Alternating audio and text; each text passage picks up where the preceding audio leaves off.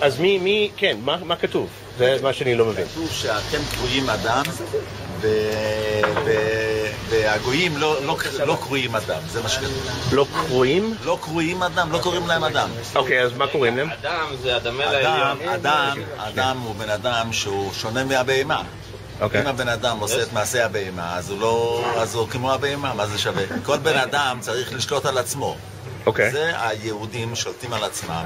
אם היצר אומר להם לעשות דבר והם לא עושים, אז הוא בן אדם. אוקיי, אבל יש מישהו שהוא לא יהודי שעושה מה שצריך, הוא בן אדם או לא בן אדם? צריך לעשות דברים נורמליים. בדרך כלל הם יכולים להרוג אנשים שלא רואים אותם. יהודי לא יהרוג יהודי אפילו שלא רואים אותם. אם אחד גוי, כן? אבל יש יהודים שהורגים יהודים. יש. יגאל עמיר, רבי פופר. יהודי שמתנהג כמו יהודי, ודאי יש יהודים שלא מתנהגים. אוקיי, אבל רגע, מה שאני לא מבין זה כל הגויים הם איך קוראים? תקשיב שנייה, אדוני. בהמות. אני יכול להגיד לך משהו? אם אין להם ציווי. אדם זה על שם הדמל העליון.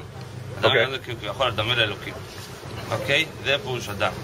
אנחנו הפכנו את זה, זאת אומרת העם הפך את זה, והאדם בן אדם, כמו אתה בן אדם, אתה צריך להתנהג כמו בן אדם. אבל בעיקרון זה על שם עליון. אדם זה הדמל העליון, וכיוון שאנחנו בנים של אלוקים, אז הוא קרא לנו בני אדם. ועכשיו, הגויים מה שאין, כן? אלוקים עשה אותם בשביל שיעשו פה... בשביל לשרת את היהודים. כל הגויים שאתה רואה שיש בעולם, המיליארדים האלה, הם הכל רק בשביל שהיהודים יהיה להם איזה תועלת. עכשיו, אנחנו לא רואים את זה, אנחנו לא יודעים בדיוק. שנייה, כן, היות ואנחנו בגלות, אז אוטומטי עדיין הם עוד לא משרתים אותנו לגמרי, רק חלקית. כל אחד יהיה לו, כשמשיח יבוא, אז כל אחד יהיה לו אלפים עבדים, 2,800 עבדים.